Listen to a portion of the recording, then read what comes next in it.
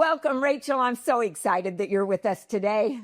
Thank you. I know. I feel like this has been a long time coming, girlfriend. It has. You know what? We've known each other for so long, and I have such a great deal of respect for you because we both love adding value to other people. Yet, before we get into that, I want to know. I mean, you gave 50 pounds back to the universe. Everybody seems to want to lose weight. So, share with us some of the things that you did. Yeah. So, that really happened because I had 3 kids in 4 years and I had fertility issues. So we had to do fertility drugs, which is a whole nother ball game, which adds a lot of weight to you. And I found myself like out of energy and not motivated. And like, every single year when I would put my goals out there and my intentions for the year, I would always say that I want to be healthy and happy. And happy I got figured out, but the healthy piece, I just couldn't dial it in. And so I ended up sitting down with Ryan and like, truth be told, and this is zero judgment to anyone who chooses whichever route, but I had actually purchased Ozempic and I was like, this is the only way that I'm going to be able to lose weight. So I'm going to purchase it. And no one knows this. I haven't shared this with anybody, but I actually purchased it. And I told Ryan after I bought it and he said, babe, I don't want you to turn to something like that. He said, if you need that, like after you lose like 20 pounds to be like a kicker, we could talk about it. He's like, but I really want you to try to do this naturally. I'm like, I've tried naturally. I'm 40. I've tried naturally. So Ryan, being the engineer that he is, he sat down and we made a spreadsheet and we literally wrote down every single diet I've ever done, which I was like cabbage soup, high carb, low carb, like all of it, like cottage cheese, you name it. So we wrote down every diet that I've ever done and what did work and what didn't work. And we ended up coming up with a 39-page outline of what I could do as a working mom that, worked full time, had 3 kids, but what I could do that would still allow me to have chocolate, have a cocktail, and eat carbs. Because I told him if I have to limit everything and not, if I have to do, like, I will binge eat. Like, I've had eating issues my entire life. I've had body image issues my whole life. And I was like, I'm done with that. And so I decided that a couple things I did. I decided that I was going to eat. I've always heard eat small meals often, but I was like, what does that look like? So I did 200-calorie meals every 2 hours and it like reset my metabolism. It charged it. The other thing it did, Dianna, is I led with protein. Every single thing I put in my mouth, I always led with protein. And I didn't restrict myself. So like if I wanted to have a cocktail, I would have a cocktail. However, I counted the calories with it. So like in the first 2 weeks, I was really intentional with counting calories. I'm not the person who can write, like I've done the trainers are like, you have to write down everything you eat. I'm like, oh, you don't know me? That doesn't work in my life. I'm not that person. And so I was like, I have to find something that can work for me.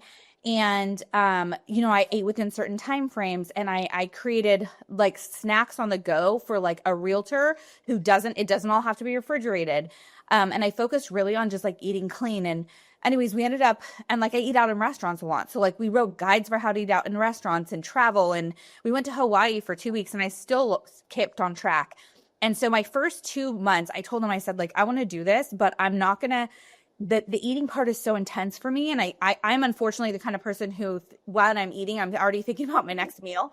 And so, in my family, it was like, you're happy, you eat, you're sad, you eat, you're emotional, you eat, you're anxious, you eat. It was like everything was celebrated with food. And so I had to really I also journaled a lot, which I learned when I was, doing Bold with You, but it was like, it was just this big life shift. And so for the first 2 months, all I did was focus on nutrition. That's it. And then out of my 3rd month, and I lost 20 pounds in 2 months, which was crazy. And then I was like, okay, now I'm ready to add in working out. So I've done Orange Theory for almost 10 years. And I do it 3 days a week. And so I started adding in Orange Theory on my 3rd month, lost 10 more pounds. And then it took me 7 to lose 55. And that is what I ended up doing. So it took me 7 months. I lost 55 pounds. And then I ended up, so many women were like, Rachel, how did you do this? What are you doing? So we ended up creating a guide and we called it the Fit Fam Plan because I was like, we're a fit family. And so it really is like a guide for like the working mom who doesn't want to be on a diet and, wants to like live life and just handle it. You were losing 8 pounds a month, which a lot of people, even on their diets, can't do that. I know. You're doing it healthy and you're doing it in a positive way. So Was it important who you surrounded yourself with? It really was. And it's like that was important to me. That's always been important to me. I think, getting into real estate in 2012 where there's short sales and there's REOs and everyone's saying like, don't go into real estate.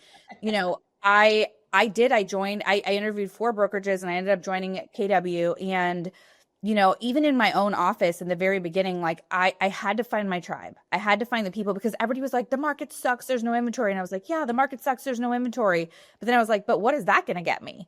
So I chose to surround myself with people that were saying things like, yeah, there's tons of inventory out there and it's up to us to go get it. And that was like my early lesson in who you surround yourself with. Like Jim Rohn has the quote, right? You're the average of the 5 people you hang around or you surround yourself with. And so I've always been really intentional with having like positive people. Like I want to be surrounded by people that are doing what I want to do at a high level that are better than me. Like I want to be the dumbest person in the room because I always want to learn and grow and stretch. And so when I was eating clean, like if I was around people who were really encouraging me to like just say screw it, they didn't get to be around me anymore because I wasn't supportive. And like being on social how I am really big on the energy that I put out there, but also whatever I take in. So I'm a big fan of like blocking people and unfriending them. If they're, like you're scrolling and you see that comment or you see that post and you're like, oh, I'd never hang out with that person in real life. That's your symbol to like get them out of your world.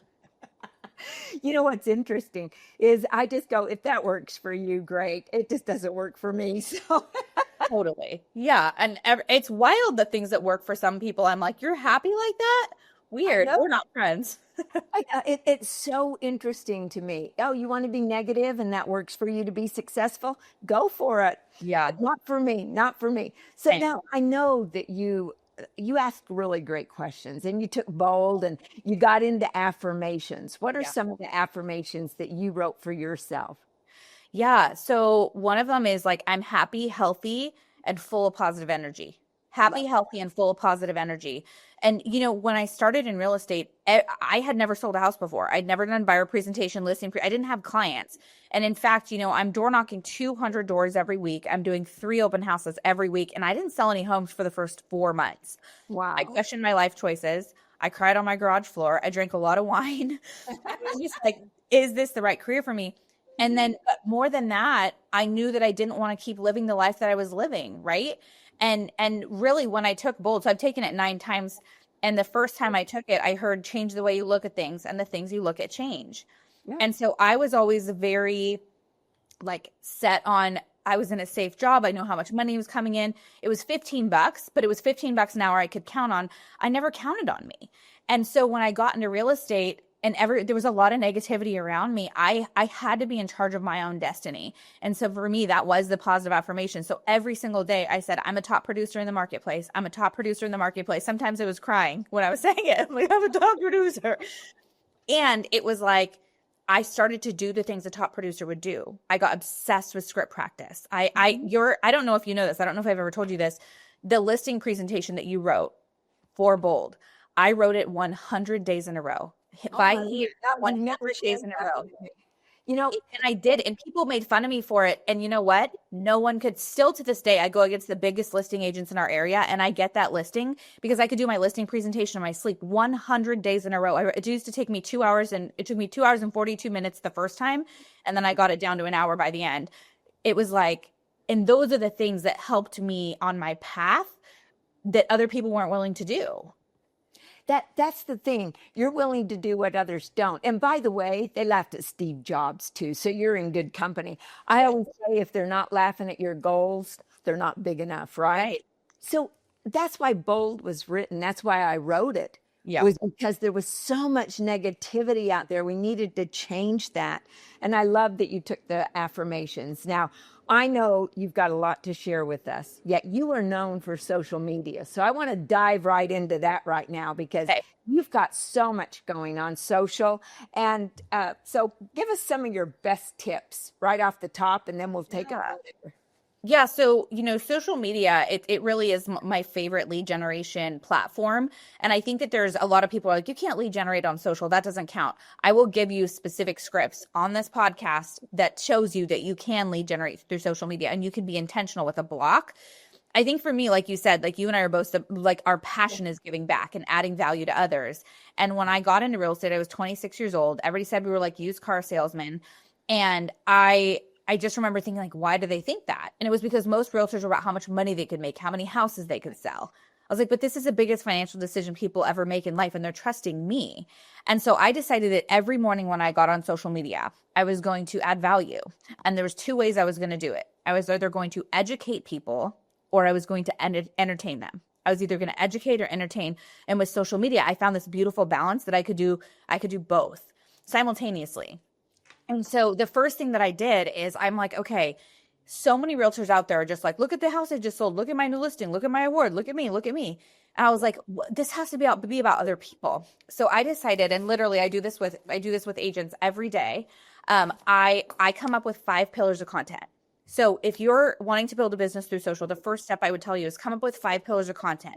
5 things you can talk about every week that is who you are, what you do, what makes you tick, why you do, why somebody would hang out with you on the weekend. And if you go through mine, you're going to see that I talk about real estate and being an entrepreneur because that's what I am. You're going to see me talk about being a wife and a mama because that's my top priority. You're going to see me talk about multiple streams of income because I'm very passionate about that. You're going to see me talk about personal growth and being the best version of myself, right?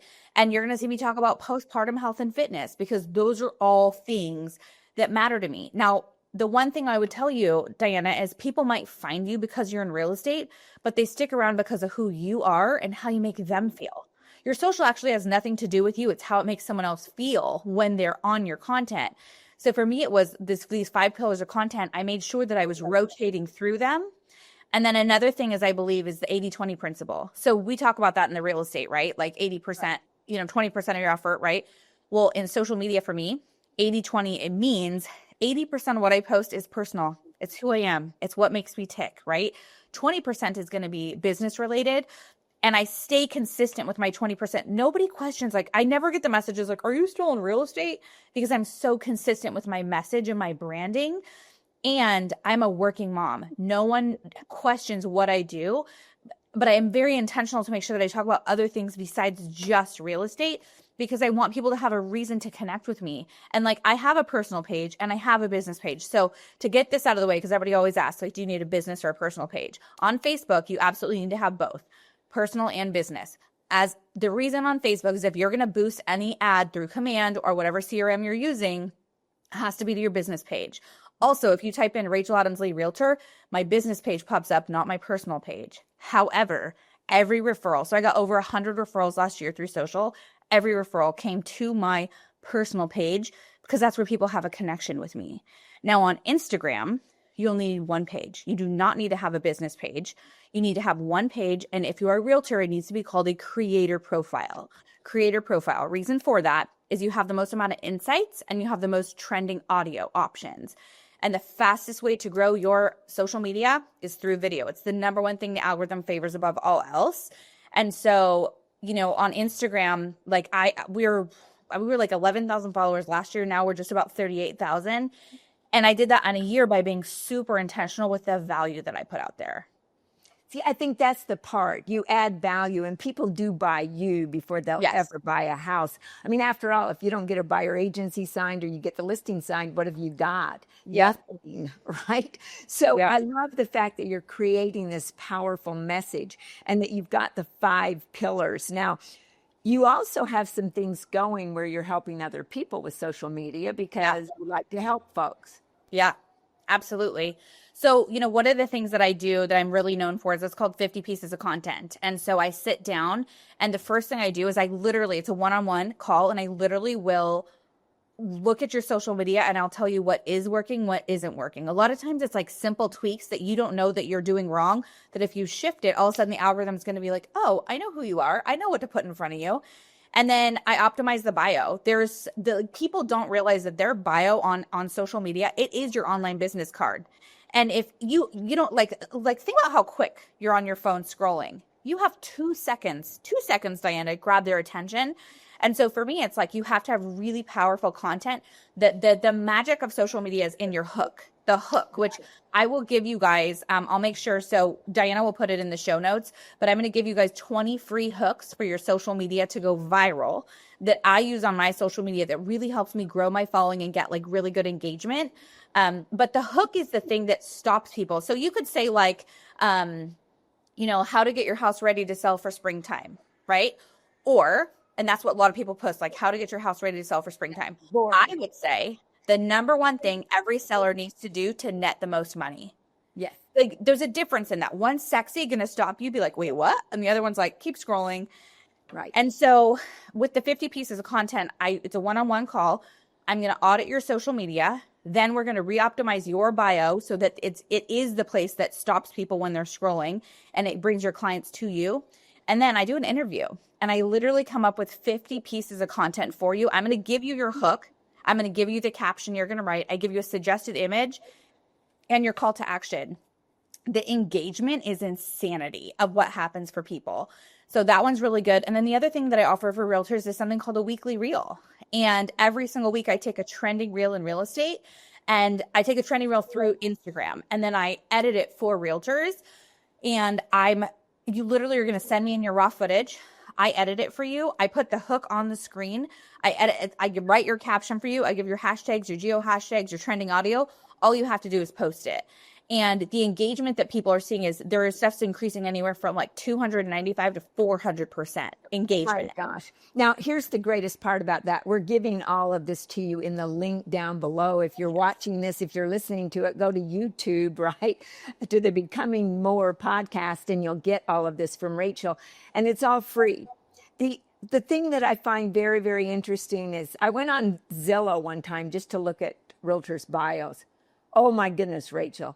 They need to rewrite those. It's rough. They're boring as all get. It's like, I know. You're not selling houses, you're selling you. And that's what you're helping us with. So let's talk about those algorithms. You talked about the hook.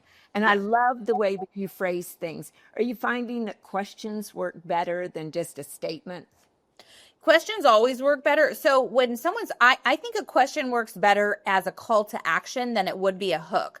The hook is the thing that grabs them that's like, this is what I need to read about. A question's like, huh?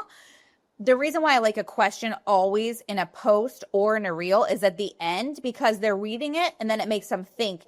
And you're not going to get engagement on your content if you don't give them a reason to engage with you. And so what I found is asking a question at the end, unless you're telling them like comment. So if I'm doing a house or a reel about, like interest rates and why now is the time to buy. And then my call to action would be comment home to start the home buying process, like home buying journey with me. That's called a call to action. You're telling them to do something.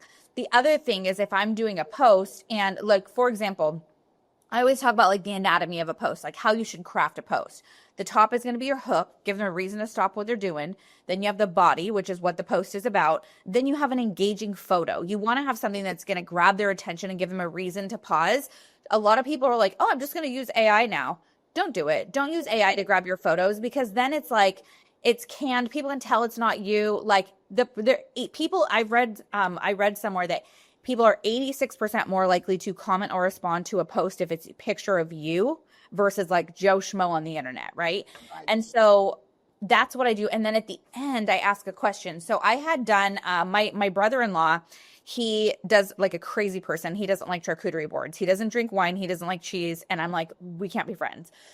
However, he was turning 40 and he loves sour candy. So I made this like sour candy charcuterie board for him with like, it was really pretty. And I made, it was all the rainbows.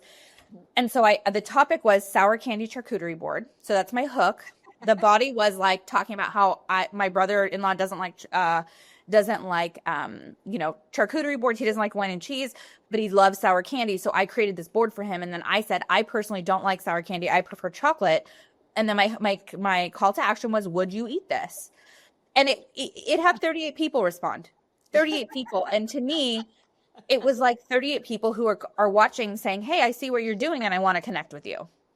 It's the connection. You're a real person. And I'm like you. I can tell when AI is writing something. Totally. However, it was very interesting. A person the other day sent me a thank you text and very, very kind. also sent me a picture of a letter and a thank you card I had sent to them in 1999. Oh my gosh. So I sent it to my friend who says, I can pick out AI because they always say three things, right? They always end with three things. And so I sent her the letter and I said, what do you think of this letter? Of course, I didn't have the date on it, Rachel. And she goes, oh, that's totally AI. Then I sent it back to her and I said, AI was not around in 1999. There are people that understand the brain, and the brain wants three things. So the fact of it is, not two, not four, some kind of an odd number. And you already know this. And you've got a formula. You've got a formula that I'm hearing out there, and I know you know it. I mean, the hook, you've got the content, you got the question, you got the call to action. How long should these reels be, or how long should that post be? Yeah, that's a great question. So, the algorithm changed in 2025. So in 2024, it was all about like a 7-second reel and having to be super short. Now you can actually do a reel up to 3 minutes. I personally haven't. And the point of it is they want you more to engage with your audience. Like so you have two types of reels you can do. Number one, which is truly honest, what I do most often is a reel that's short. It's going to be under, it's around like 7 to 10 seconds. It's got a really good hook on it. And then it has the body of the post, whatever the reel is about. And then it has a quick call to action. And the call to action really just guides them down to the caption so that I can educate them as the expert. So those do really, really well, and you pair it with trending audio. The other type of reel is it can be up to 3 minutes, and it's education. It's where you are, it's called a talking head reel. So you're literally on your phone, like talking, and you're educating your audience. You're telling them something. However, I'm telling you, the biggest mistake people make is when they do their reels, they don't have the hook at the top. I don't care if you're doing a 3-minute reel, a 10-second reel. You have to give them a reason to stop. One of the first things that I do when I'm auditing someone's social is I see that they have no words at all on their screen. And I tell them, like, respectfully, no one's going to look at what you're doing because no one knows what it's about. So they don't know if it's worth it to stop. The other thing that I want to share with your audience, Dianna, is how I lead generate through social. Can I shift to that real quick? Absolutely. What's interesting is we look at all of these things that you're doing. I just want them to know, how long have you been doing this before we go into that? So I've been licensed for 13 years. How long social, though? Social, I would say about 11.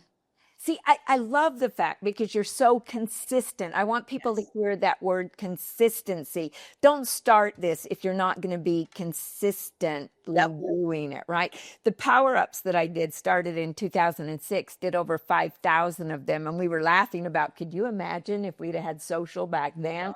Wow, that would have been so good. So let's get going to the next part. What do you got for us? Yeah. So a lot of times people say like, okay, so, obviously your goal is to grow your following and engage with your audience, but building the community and the trust for me is where you go deeper. The referral happens when you deepen the relationship on social because, a lot of people are like, until you have 100,000 followers, like you're not relevant. I disagree with that strongly. I think that you're relevant with one person if you have a good relationship with them. I would rather have less followers where we're engaged, connected, and giving and receiving referrals and connecting as humans than 100,000 followers where you're just like literally a personality. So what I came up with is how I lead generate on social, because for me, it's great to have a lot of followers, but if I'm not converting any of them to a client, what's the point, right? Now, for me, I'm transparent though. Social media for me is about building my business. I don't have social media just to like show my kids. It's a business platform for me. Do I have really freaking cute kids? You do. You have great looking kids. There's no doubt. More coming. So we've got number four coming out. I know. So, okay. If you're lead genning on social, this is what I do. I go to a higher producing post that I have. Maybe it's like a birthday or anniversary or something where you get a lot of comments, right? Now, most of the time when people look at a post that they make, they see how many likes they get and they see how many comments they get. And they're like, oh my gosh, I got 100 likes. Like, that's so great. Likes are a vanity metric. And so people judge themselves on the likes. But for me, the likes for me are my opportunity. So I'm big on time blocking, right? That's how my whole world works. My day is very scheduled, as I know yours is, Dianna, because you and I are very similar. So time blocking is it's like the bold law, right? It's not about selling real estate. It's about following a schedule. I mean, Exactly. where did that come from? Following the And schedule. if it's not on your schedule, it doesn't exist, right? Yeah. And so I feel like you and I could just go back and forth with bold laws for like I like know an that's why, well, that's why I wrote them so people would know how to live their life, for heaven's sakes. There's 31 of them, one for every day of the month. yeah. Is I didn't know that. Yes, I wrote one for every day of the month. Oh, That's that's why you cool. got 31 of them. That's cool. So the way lead gen works for me is say that I have an anniversary post and Ryan and I went to Tahoe and I have 30 people who comment on my post and 100 people who like my post. I'm going to comment back to the people who commented on my post and I time block for that. So the way that I kind of like wake up the algorithm is I make my post, an hour later I go back in, I connect with everybody. An hour before the end of the day, before I walk in my front door, I comment, I engage with everybody. So twice a day I'm on social media after I post. So I time block for it. Now, when I go to that post for a lead gen, the comments are already handled because I know that's part of my time block time. But a lead gen block for me is 2 hours. I don't care if I'm knocking doors, if I'm dialing, or I'm doing social. 2 hours is all I can focus. Okay. So this is what it looks like. I go to my likes. People don't realize that likes are gold. I go to my likes on a post and I look at who's liked it. The likes are literally someone who's going like, hey, I'm watching you. I'm right here. I see what you're doing, but they get ignored because it's a vanity metric. So Dianna, if you liked my post, what I would do is I would go on your page proactively. I would see what's happening in your world. I would see that you and Tony just went to South Africa, right? And I would send you a private message. So Dianna likes my post. I'm sending you a private message and I say, hey, Dianna, oh my gosh, thank you so much for connecting with me on my anniversary post. Ryan and I had the best time in Tahoe. Gosh, I saw you and Tony just went to Africa. Like, that's so incredible. What was the best part of your trip? Yeah. So What you're doing, Jeff Henderson spoke about this about 3 years ago, and nobody in the audience was doing it. I mean, I'm taking notes going, oh my gosh, I got to get on other people's pages. yeah. And here you're giving solid gold.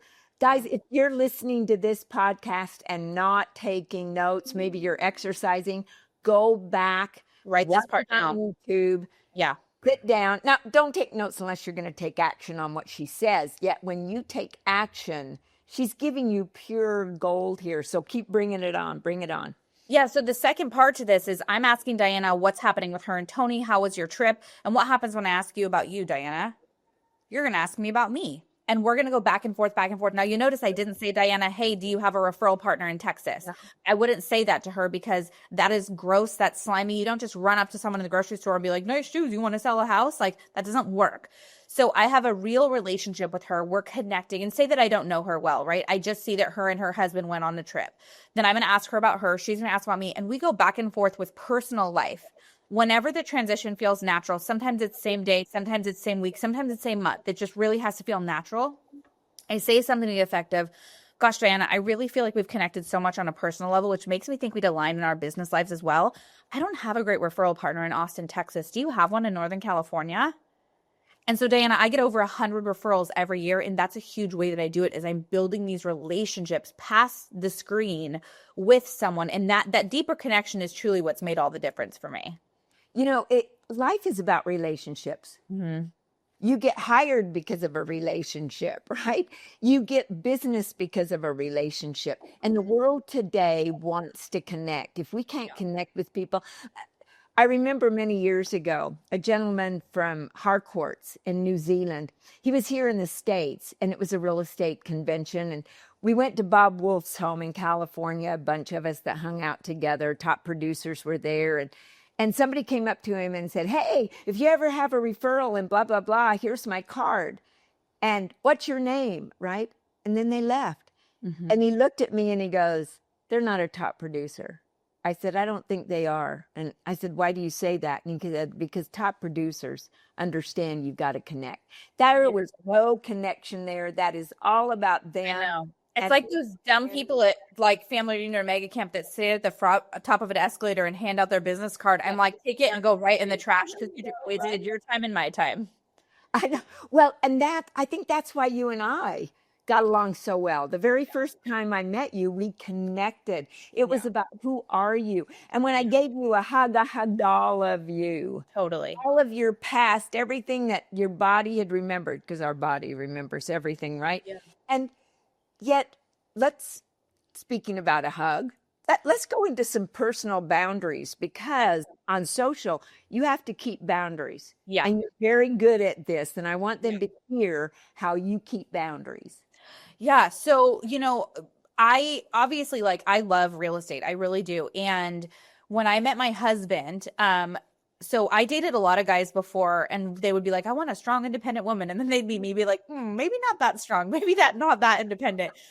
And when I met Ryan on Tinder, by the way, swiped right, he was like, I love what you're doing, and how can we make it even better? And I was like, oh, I'm going to marry you. Like, you're a good one. And, the thing that was interesting, though, is everybody else was like, so two parts to boundaries. I'm going to give you a script for how you can set boundaries with your clients. And then I'm going to tell you how you can set boundaries around social media. So we'll do social first. Okay. So with social media, Ryan was like, I love what you're doing. He calls my phone my golden handcuffs. And he was like, because look at how many notifications I have in just this phone call. Like it's just crazy, right? This is how it always goes. And this is my top priority. So it's just like I'm at a listing appointment. This is what I'm doing, right? Mm-hmm. So he said, I love what you're doing. So what happened is we actually went to a pumpkin patch, and we went to the pumpkin patch with the kids, and we went and picked out pumpkins, and we got back in the car, and I was like, that was fun, wasn't it?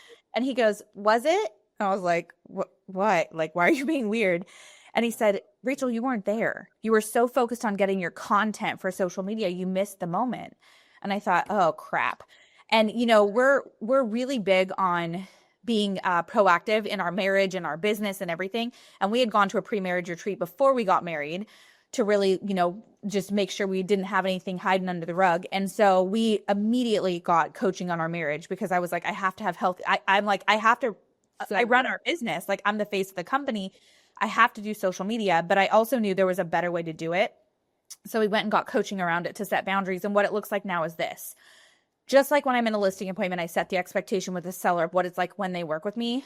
Now, when I'm going to something with my family, I set the expectation. Hey guys, so we're going to go to the pumpkin patch, and we're going to pick out pumpkins. Mommy's so excited. When we get there, we're going to take a couple pictures and do a little bit of video for the first 10 minutes. And then mommy's going to put her phone away. And so I get there, I get my content out of the way, then my phone goes in my pocket. And when I'm ready to post on social, I can actually talk about, I can post what I'm doing. The funny thing is, I literally forgot that I took the content for the pumpkin patch, and it was like the end of October. And I'm like, shoot, I never posted it. So I posted that we're at the pumpkin patch, and someone messaged me like, oh my gosh, we just missed you. I was like, dang it. I'm like, that was a month ago. But that's changed it for me. So I have these boundaries. And then again, the time blocking of when I respond. So that's the social side. Client-wise, in the beginning, I think I was so desperate for business. I would take calls at 10:30 at night. I would take a call at 6 in the morning.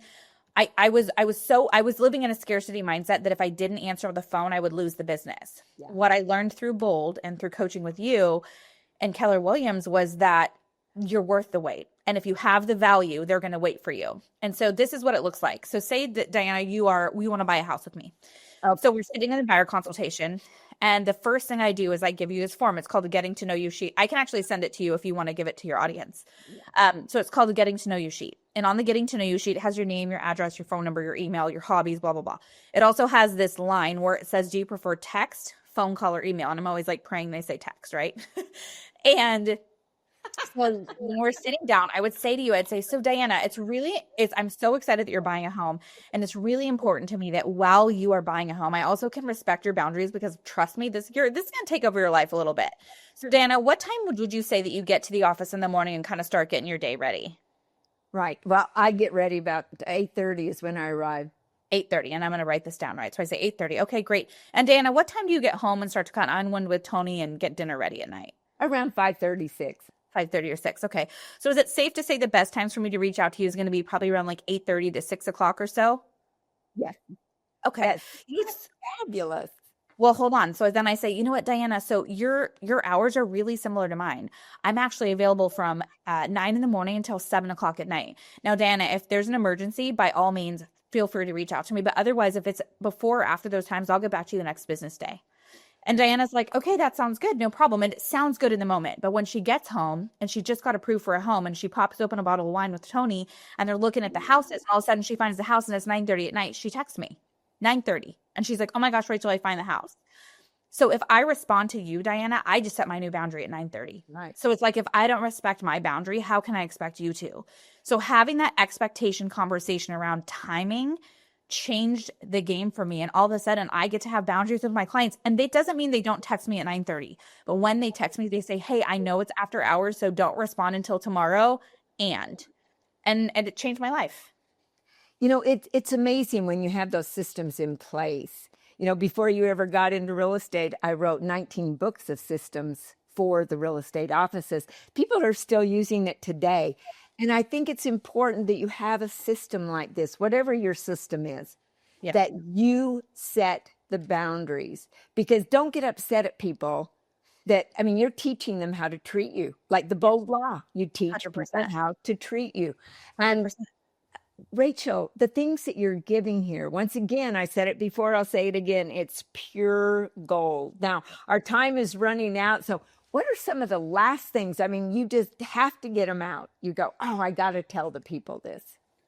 You know, I think one of like the bigger things that I've realized is this is going to sound kind of odd, but this is something that really helps me in my world. I'm a high producing person in all the ways. Like, I make a lot of kids. I have a lot of love. I have a lot of businesses. Like, I don't do anything small. Like, anyone who knows me is like, I don't do anything small.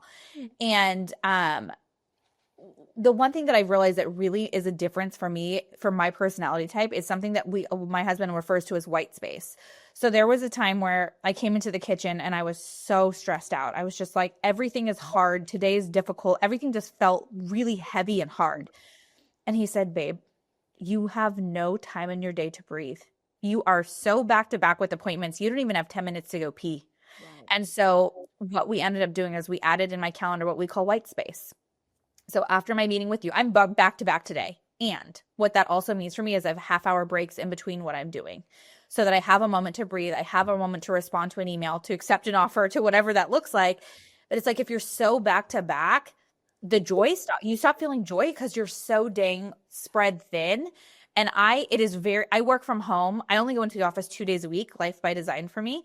And I work from home most of the time. And if you're watching you'll have to watch this on YouTube so you can see it. But we just bought our dream house. I have one recording wall behind me. I have another one over there. Yeah. I have another one over there.